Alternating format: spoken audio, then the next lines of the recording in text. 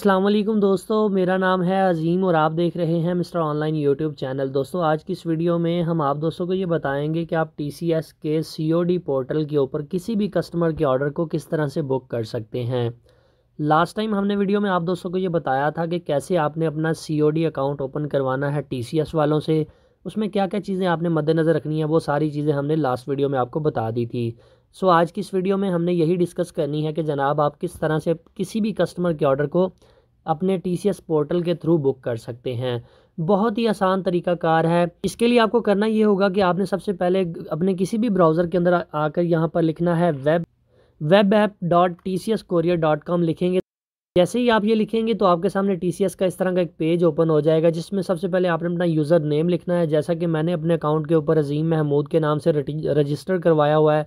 और नीचे जो भी आपका पासवर्ड होगा जो टीसीएस वालों ने आपको दिया होगा वो आपने नीचे लिख के लॉगिन के बटन के ऊपर क्लिक कर देनी है। दोस्तों, यहाँ पर सबसे पहले सेटअप का बटन आ जाता है। इसके ऊपर अगर आप क्लिक करते हैं तो यहाँ से आप अपना पासवर्ड चेंज कर सकते हैं, अपना पासवर्ड कुछ भी रख सकते हैं।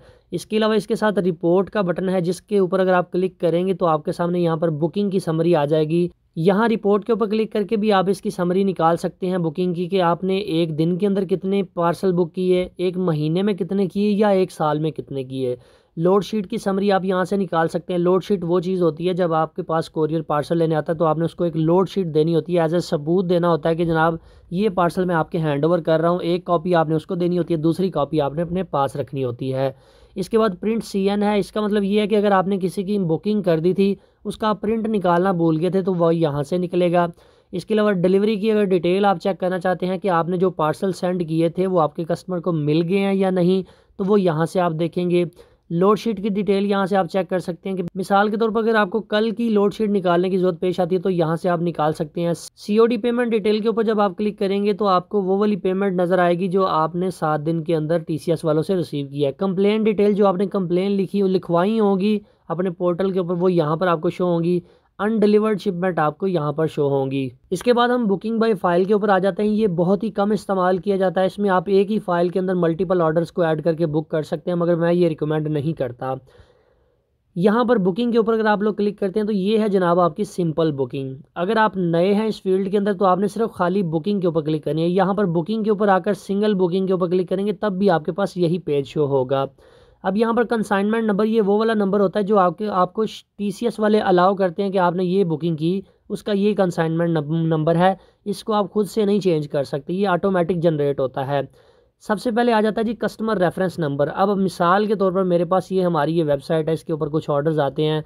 लेट्स सपोज मेरे पास एक ये ऑर्डर आया अजीम महमूद, हमने एक फ़र्ज़ी ऑर्डर यहाँ पर प्लेस किया है। मैं इसको ओपन कर लेता हूँ। जब भी कोई भी कस्टमर आपकी वेबसाइट के ऊपर कुछ भी ऑर्डर करता है तो वो यहाँ पर आपको पोर्टल के अंदर शो होता है। ये वेबसाइट्स किस तरह से डिज़ाइन होती है, इनको किस तरह से लेके चला जाता है, इंशाल्लाह डिटेल के साथ आप दोस्तों को ये भी वीडियोस बनाकर दिखाएंगे। जस्ट आप लोगों से यही रिक्वेस्ट है कि वीडियो पसंद आने की सूरत में इनको लाइक ज़रूर किया करें और कमेंट सेक्शन में बताया करें कि आपको नई वीडियो किस टॉपिक पे चाहिए। सबसे पहले हमने रेफरेंस की बात की थी, तो मेरे पास जनाब ये ऑर्डर नंबर आ रहा है 14080। ये हमारा ऑर्डर नंबर है, इसको हम यहाँ से कॉपी करेंगे और रेफरेंस में यहाँ पर डाल देंगे। अब यहाँ पर डालना इसलिए ज़रूरी है ताकि मुझे याद रहे, कल को अगर मुझे कस्टमर कॉल करता है और कहता है कि जनाब मेरा 14080 नंबर ऑर्डर था, इसको आप मुझे बता दें कहाँ तक पहुँचा है, तो मैं यहाँ से जाकर उसकी रिपोर्ट बुकिंग समरी निकाल सकूँ या डिटेल चेक कर सकूँ कि मेरे कस्टमर का जो पार्सल था वो कहाँ तक पहुँचा है। ये जस्ट हमने अपने रिमाइंडर के लिए रखना होता है। दूसरे नंबर पर हमने कस्टमर का नाम लिखना होता है। यहाँ पर आप देख सकते हैं कि ये जिसके ऊपर रेड डॉट आपको नज़र आ रहा है ये मैंडेटरी है, इसको लिखना ज़रूरी है। अगर आप नहीं लिखेंगे तो बुकिंग नहीं होगी। यहाँ से जनाब मैं इसको कॉपी कर लेता हूँ। आप मैनुअली भी लिख सकते हैं, किसी भी कस्टमर का ऑर्डर आप पेज पे लिखा हो तो कीबोर्ड की मदद से टाइप कर सकते हैं, मगर वेबसाइट का यही फ़ायदा कि मैं यहाँ से कॉपी कर रहा हूँ। अब हमने यहाँ पर ये देखना है डिलीवरी टाइप, ये नॉर्मल पे ही आपने रहने देना है। सिटी, आप किस सिटी में पार्सल भेजना चाहते हैं। आप यहाँ पर देख सकते हैं कि जो हमारा ये ऑर्डर आया था ये गुजरांवाला का है, तो मैं यहाँ पर आकर लिखूँगा कीबोर्ड की मदद से GUJ लिखूँगा तो नीचे जनाब ये हमारे पास गुजरांवाला आ गया। मैंने यही सिलेक्ट कर लिया। इसके बाद हमसे पूछा जा रहा है कि आप कस्टमर का एड्रेस यहाँ पर मेंशन करें, तो एड्रेस मेंशन करने के लिए मैं जनाब यहाँ से कस्टमर का पूरा एड्रेस कॉपी करूँगा या लिख लूँगा और यहाँ पर लाकर पेस्ट कर दूँगा। एड्रेस लिखने के बाद तसल्ली कर लीजिएगा कि एड्रेस आपके कस्टमर का पूरा होना चाहिए। अगर एड्रेस ठीक नहीं होगा तो आपका पार्सल वापस आ जाएगा। इसके बाद यहाँ पर कॉन्टैक्ट नंबर के ऊपर आपने आना है, तो यहाँ पर आपको नज़र आ रहा है कि आपका जो कस्टमर का फ़ोन नंबर था वो जनाब आपने यहाँ से कॉपी करके यहाँ पे डाल दिया। ईमेल ये जो है ये ज़रूरी नहीं है, अगर आप लिखना चाहते हैं तो लिख दें, अदरवाइज़ कोई मसला नहीं है। अब पीस से मुराद ये है कि आप कितने पीस कस्टमर को सेंड कर रहे हैं, 1 पीस है, 2 पीस है, 3 पीस है। अब यहाँ पर कुछ लोग ये मिस्टेक करते हैं कि पीस ज़्यादा लिख देते हैं मगर पैकेज एक ही होता है। मिसाल के तौर पर मेरे कस्टमर ने एक ही पैकेज के अंदर 3 चीज़ों का ऑर्डर किया। आप यहाँ पर देख सकते हैं 3 चीज़ों का ऑर्डर है। अगर मैं यहाँ पर 3 लिखूँगा तो TCS वाले मुझसे 3 पार्सल मांगेंगे कि भाई आपने बुकिंग के दरमियान 3 पीसीस का कहा था, तो ये 3 पीस आप मुझे नहीं दे रहे, तो आपको फिर 3 पीस प्रोवाइड करने पड़ेंगे। यहाँ पर मैं यही रिकमेंड करूँगा कि आप एक ही लिखें। एक इसलिए लिखें क्योंकि आप ये सारी चीज़ें एक बॉक्स के अंदर डाल के भेज रहे हैं, इसलिए आपने यहाँ पर एक ही लिखना है। इसके बाद जनाब COD अमाउंट आ जाती है कि आप कितनी अमाउंट कस्टमर से कलेक्ट करना चाहते हैं, तो वो जनाब आप देख लीजिएगा अपने ऑर्डर के हिसाब से। यहाँ पर मेरी 8,297 बनती है, तो मैं यहाँ पर जनाब अपनी अमाउंट लिख लेता हूँ 8,297। ठीक है, इसके अंदर कोई आपने दूसरी फिगर नहीं यूज़ करनी, डॉट वगैरह यूज़ नहीं करने, नहीं तो एरर आएगा।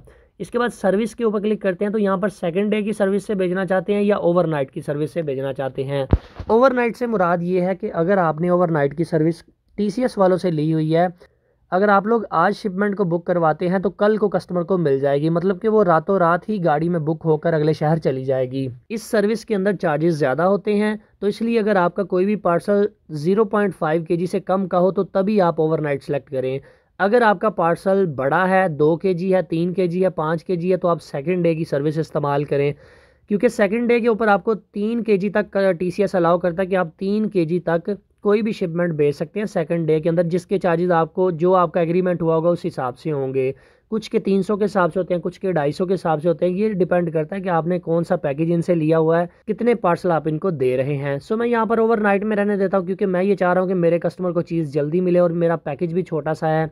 इसके बाद जनाब रिमार्क्स आप लिखना चाहते हैं तो यहाँ पर आप लिख सकते हैं, let's suppose urgent shipment, please deliver as soon as possible, thanks. इसके बाद आपने अपनी शिपमेंट का वेट लिखना है। अब अगर 1 kg की है तो 1 kg लिखेंगे, अगर आपका बिल्कुल मामूली सा छोटा सा पार्सल है तो 0.5 लिखेंगे। 0.5 से कम आप नहीं लिख सकते। आप या तो 1 लिखेंगे या 0.5 लिखेंगे या 2 लिखेंगे या 5 लिखेंगे। तो क्योंकि ये हमारा ओवरनाइट का पोर्टल है तो यहाँ पर मैं सिर्फ 2 kg तक ही चीज़ें भेजता हूँ, क्योंकि अगर उससे ज़्यादा मैं भेजूँ तो मुझे ज़्यादा चार्जेस पड़ते हैं। यहाँ पर पाकिस्तान डेफिनेटली यहाँ पर पाकिस्तान ही रहेगा। प्रोडक्ट डिटेल के अंदर आप अपनी प्रोडक्ट का नाम लिख सकते हैं कि आप क्या चीज़ कस्टमर को भेज रहे हैं। यहाँ की क्योंकि मेरे पास मल्टीपल आइटम्स के ऑर्डर हैं, तो जनाब मैं यहाँ पर इलेक्ट्रॉनिक्स आइटम लिखूँगा और इसके बाद यहाँ से मैं इसकी इनवॉइस डाउनलोड कर लूँगा ताकि मैं ये टैली करके कस्टमर को सारी चीज़ें एक ही पैकेज के अंदर भेज सकूँ। मिसाल के तौर पर अगर आप किसी को कोई मोबाइल भेज रहे हैं तो यहाँ पर आप मोबाइल का नाम लिख सकते हैं, या जो भी आपकी प्रोडक्ट का नाम है वो आप यहाँ पर लिखेंगे। इसके बाद आपसे ये पूछा जा रहा है कि आपकी ये जो शिपमेंट है ये फ्रजाइल है, टूटने वाली चीज़ तो नहीं है। अगर तो इलेक्ट्रॉनिक्स में आप डील करते हैं तो डेफिनेटली आप इसको येस करेंगे, और मैं यही रिकमेंड करूंगा कि आप इसको येस ही रखें, क्योंकि अगर कल को आपका कोरियर कोई आपके पार्सल को तोड़ देता है तो आपको क्लेम करवाने में आसानी होती है। तो हमेशा से इसे येस पे रखिएगा।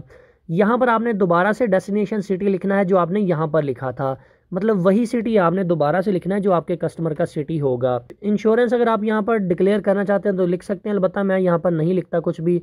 इसके बाद आपने सेव बुकिंग के ऊपर क्लिक कर देनी है। तो आपसे ये पूछा जा रहा है are you sure to submit this record, तो आपने ओके कर देना है। जैसे ही आप सबमिट के बटन के ऊपर क्लिक करेंगे तो यहाँ पर लिखा नज़र आ रहा है रिकॉर्ड हैज़ बीन सबमिटेड, कि आपका रिकॉर्ड सबमिट हो चुका है। अब यहाँ पर आपने प्रिंट के बटन के ऊपर क्लिक करनी है, तो ये जो शिपिंग लेबल आ गया, ये 3 किस्म के लेबल आपके सामने आएंगे। सबसे पहला ये वाला जो लेबल आप दोस्तों को नज़र आ रहा है, ये आपने अपने शिपमेंट के ऊपर लगाना है। जो आप कस्टमर को पार्सल भेज रहे हैं फ्लायर के ऊपर आपने ये वाला लेबल लगाना जब आप इसका प्रिंट निकालेंगे। इसके बाद ये वाली जो कॉपी है, यहाँ से आपने इन तीनों को अलग अलग कर लेना है। लाइन नज़र आ रही है आपको, यहाँ से आपने इन तीनों को अलग अलग कर लेना है। दूसरी ये जो कॉपी है, इस कॉपी को आप जनाब अपने कोरियर वाले को देंगे, जो कोरियर वाला आपसे पार्सल रिसीव करने आएगा। ये वाली कॉपी अकाउंट कॉपी कहलाती है, अकाउंटेंट कॉपी कहलाती है। तो आपने ये अपने कोरियर को देनी है, राइडर को देनी है, जो आपसे शिपमेंट रिसीव करने आएगा घर से। इसके बाद ये जो तीसरे नंबर वाली कॉपी है, ये आपने अपने रिकॉर्ड के लिए रखनी होती है। यहाँ पर आप देख भी सकते हैं कि शिपर कॉपी यहाँ पर लिखा हुआ है कि आप शिपर हैं, आप पार्सल भेज रहे हैं, ये आपकी कॉपी है। यहाँ पर आप लोगों को एक ट्रैकिंग नंबर दिया जाता है, ये ट्रैकिंग नंबर आपने अपने कस्टमर को भेज देना है। यहाँ पर भी ये ट्रैकिंग नंबर लिखा हुआ है इस बार कोड के नीचे, यहाँ पर भी ये आप देख सकते हैं, ये भी ट्रैकिंग नंबर लिखा हुआ है। तो यहाँ से आप इसको कॉपी करके अपने कस्टमर को भेज सकते हैं। अगर व्हाट्सएप के ऊपर ऑर्डर आया था तो आप यहाँ से पेस्ट कर दें, या वेबसाइट पे आया था, ताकि अपनी याद दहानी के लिए कल को अगर आपको कस्टमर ये पूछता है कि भाई मेरा पार्सल कहाँ है, तो आप उसको फाइंड कर सकें, आसानी के साथ आप उसे ढूंढ सकें कि आपका ये पार्सल है। तो यहाँ पर मैं TCS ट्रैकिंग आईडी लिख देता हूँ ताकि मुझे याद रहे कि हमने जनाब ये शिपमेंट बुक करवा दी, और यहाँ पर ऐड करके हम अपने ऑर्डर को कंप्लीट कर देते हैं। तो जनाब ये था जी हमारा प्रोसेस। अब यहाँ पर एक मिस्टेक कई दफ़ा लोग करते हैं कि गलती से यहाँ पर किसी भी बटन के ऊपर क्लिक कर दिया तो यार ये क्या हो गया, वापस आ गया, मुझे दोबारा से वो निकालना है, पार्सल की रसीद निकालनी, तो मैं रिपोर्ट के ऊपर क्लिक करूँगा।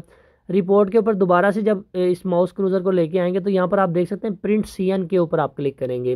प्रिंट CN के ऊपर क्लिक करने के बाद आपने सिर्फ सबमिट करना है। जब आप सबमिट करेंगे तो आपके सामने ये चीज़ आ जाएगी। आपने इस बटन को टिक मार्क करना है, जितनी भी शिपमेंट की CN निकालना चाहते हैं आप यहाँ से उसको टिक करेंगे, और यहाँ पर लिखा हुआ है गेट प्रिंट CN। यहाँ से PDF भी ले सकते हैं, PDF स्टिकर भी ले सकते हैं, एक्सेल में भी निकाल सकते हैं, मगर मैं यहाँ पर गेट प्रिंट CN ही करता हूँ। तो यहाँ पर आप लोग देख सकते हैं कि दोबारा से हमारी वही प्रिंटिंग सामने आ जाएगी। सो इस तरह से अगर आप किसी का पार्सल भूल जाते हैं प्रिंट निकालना तो दोबारा से प्रिंट कर सकते हैं। अभी जो मेन चीज़ थी वो इसके अंदर यही थी। अब जब कोरियर वाला आपके पास आएगा पार्सल लेने, तो अगर तो वो डिवाइस से स्कैन कर रहा है तो फिर जस्ट आपने रिपोर्ट के ऊपर जाना है और लोड शीट के ऊपर क्लिक करके सबमिट कर देनी है। वो जो डिवाइस से स्कैन करके लोड शीट निकालेगा यहाँ पर आपको नज़र आएगी, उसका प्रिंट आपने निकाल लेना है। अगर तो आपके पास जो कोरियर है वो मैनुअली लोड शीट लेता है तो आपने जनरेट लोड शीट के ऊपर क्लिक करनी है। यहाँ पर अपने कोरियर वाले का एम्प्लॉय कोड डालना है, जो भी उसका एम्प्लॉय कोड है उस कोरियर वाले का नाम डाल देना है, और यहाँ पर आपने प्रोसेस के बटन के ऊपर क्लिक कर देनी है। सो इस तरह से आपके जितने भी पार्सल होंगे एक दिन के वो आप प्रोसेस कर सकते हैं। ये तो जस्ट मैंने एक सिंपल आपको बताया था कि एक पार्सल को आप किस तरह से बुक कर सकते हैं। तो इस तरह से आप डेली के काफ़ी सारे पार्सल कर सकते हैं, जितने आपके ऑर्डर्स होंगे उनको आप इस हिसाब से लेके चल सकते हैं। सो दोस्तों ये तो थी आज की वीडियो। इंशाल्लाह नेक्स्ट वीडियो में हम आप दोस्तों को ये बताएंगे कि अगर आपसे कोई कस्टमर डिमांड करता है कि यार मुझे पार्सल नहीं चाहिए, आप मेरा ऑर्डर कैंसिल कर दो, तो आप उसे कैंसिल कैसे कर सकते हैं। इसके अलावा कंप्लेन आप किस तरह से कर सकते हैं, वो सारी चीज़ें इंशाल्लाह हम आप दोस्तों को अगली वीडियो में बताएंगे, क्योंकि ये वीडियो काफ़ी लंबी हो चुकी है।